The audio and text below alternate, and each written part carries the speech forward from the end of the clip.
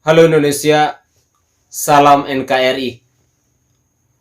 Bagi saya, kelompok 212 adalah sekumpulan orang-orang yang tak punya hati dan maunya menang sendiri. Pokoknya kepentingan sendiri yang didahulukan, tidak peduli dengan hak orang lain. Mereka maunya menang sendiri. Jika sebelumnya mereka hanya terlihat menutup jalan demi kepentingan demo, hari ini mereka semakin ditunjukkan keburukannya. Rencana acara reuni 212 tahun ini memang terbilang yang paling buruk. Karena Rizik Syihab sudah ditangkap, Munarman ditangkap, dan donatur sudah tidak bisa lagi kirim logistik ke rekening para demonstran ini. Apalagi kotak amal yang selama ini dicurigai adalah bagian dari biaya pergerakan juga sudah ditumpas habis dan diamankan. Sontak panitia 212 terlihat kelabakan. Pemilihan tempat acara reuni sudah mirip seperti pemilihan lokasi balapan Formula E. Pindah-pindah dan tidak jelas. Semula mereka akan menggelar reuni di Monas.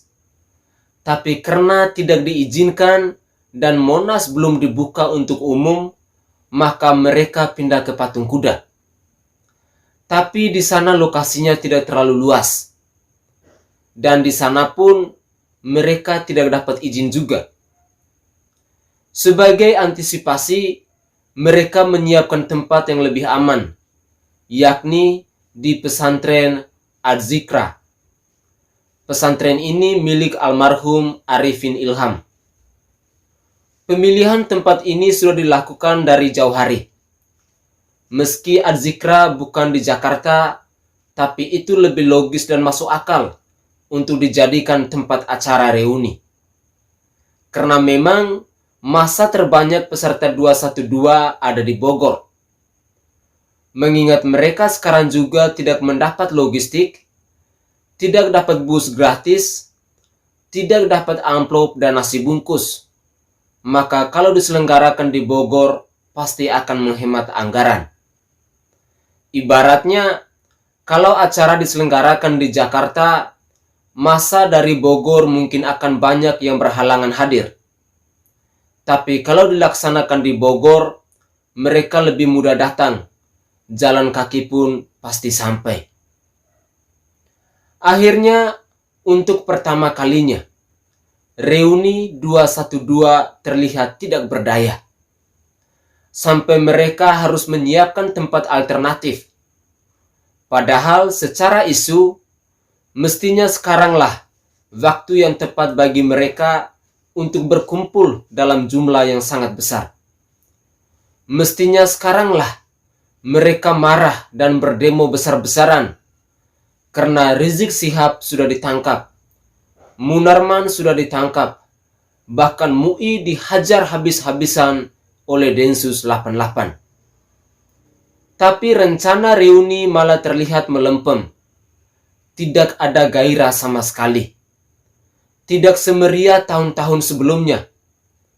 Dari sini dapat kita simpulkan bahwa mereka sebenarnya tidak peduli dengan Rizik.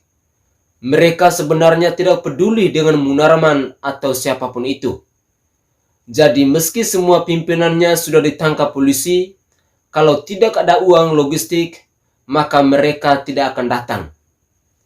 Lalu takdir Tuhan itu memang kadang unik.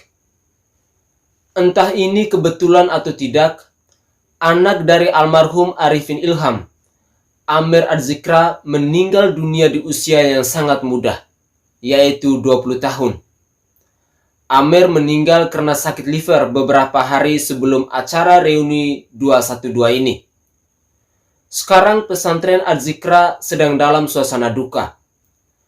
Para pengurus pesantren akhirnya menolak acara reuni 212 diadakan di pesantren. Surat ini pun secara jelas disampaikan kepada Satgas dan panitia reuni. Namun karena mereka ini mungkin emang gak punya hati atau gak punya perasaan dan malu, mereka masih ngotot untuk menggelar acara kumpul-kumpul di Masjid Az-Zikrah. Modusnya, acara reuni akan diganti dengan doa bersama untuk kepergian Amer Az-Zikrah. Luar biasa. Benar-benar tak tahu malu dan tak punya otak sama sekali. Karena bagi saya, alasan itu hanya akal-akalan saja agar mereka bisa kumpul-kumpul. Pada dasarnya, mereka tidak peduli dengan wafatnya Amer Az-Zikrah. Mereka juga tidak peduli dengan keluarga yang ditinggal. Cerita ini persis seperti para pendukung Ahok yang meninggal dunia di Jakarta dan tidak boleh disolatkan di masjid. Persis. Mereka hanya peduli pada kepentingan pribadi dan politiknya. Tidak peduli dengan kondisi dan mental orang sekelilingnya. Kalau mereka waras, mestinya tak perlu menunggu surat pemberitahuan dari pesantren. Mestinya mereka secara refleks membatalkan acara di pesantren Az-Zikrah tersebut. Kalaupun mereka mau mendoakan Amer, ya mestinya sudah datang dari kemarin. Bukan menunggu momen 212. Tapi ya sekali lagi, dasarnya mereka nggak punya otak dan perasaan. Maka mereka hanya fokus pada kepentingan dan hajatnya sendiri. Masalah orang lain lagi sedih dan sebagainya, kelompok 212 ini tidak peduli. Jadi pada akhirnya, siapapun yang mendukung reuni 212 ini dapat dipastikan bahwa mereka akan habis dilahap karena kepentingan para pengurusnya. Bahkan Rizik Syihab di penjara pun mereka terlihat tidak peduli sama sekali. Begitulah otak perkumpulan kadal gurun yang hanya merusak perdamaian NKRI, Pancasila, dan Undang-Undang Dasar 1945. Salam waras untuk para kadrun. Salam NKRI untuk kita semua. Saya Franciscus Adrianus Sai. Salam sehat untuk kita semua. NKRI harga mati.